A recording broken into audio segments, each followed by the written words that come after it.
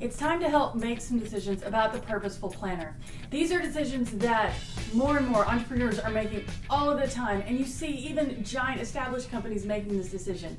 Do we only go online? Do we only do brick and mortar? Do we do both? What do we do?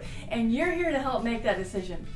So on the case file report this week, the first question on the first page simply asks questions about listing on Amazon. And all of you should have a good experience with Amazon, probably having bought maybe even some of your textbooks this year from Amazon.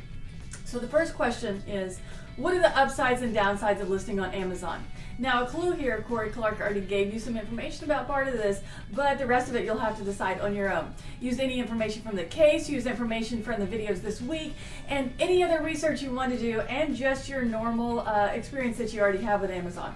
What are some upsides and downsides of listing on Amazon? Now, for this question, we did already put a page of how much it would cost approximately for fees for her to list her planner on Amazon for fulfillment by Amazon. That means she ships the planner to Amazon, they host it, they sell it for her, and they ship it for her. And that's a little different than just a seller selling it from home. If you do fulfillment by Amazon, that means the Amazon Prime members do get free shipping like she mentioned. So we already have that. Now for some extra numbers, and throughout this case, you may have to do a little bit of research on your own, do the best estimates that you can to get good calculations, to get your analysis the way that you want it to be.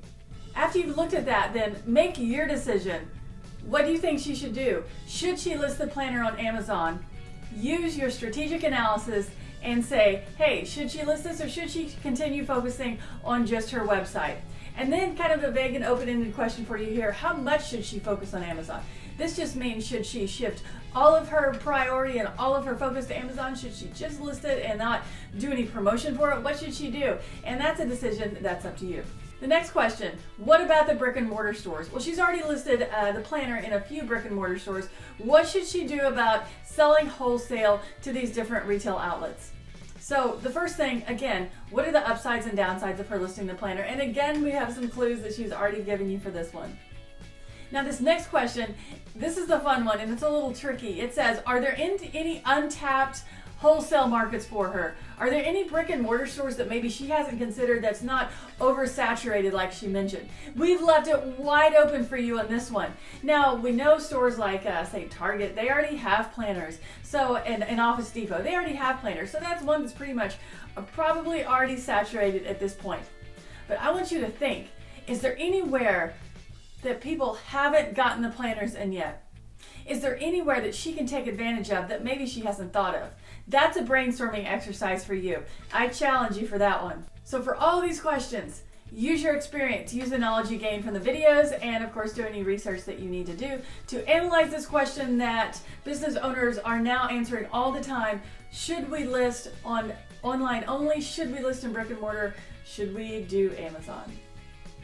At the end of this class today, you'll be handing in your cases at the end of class today.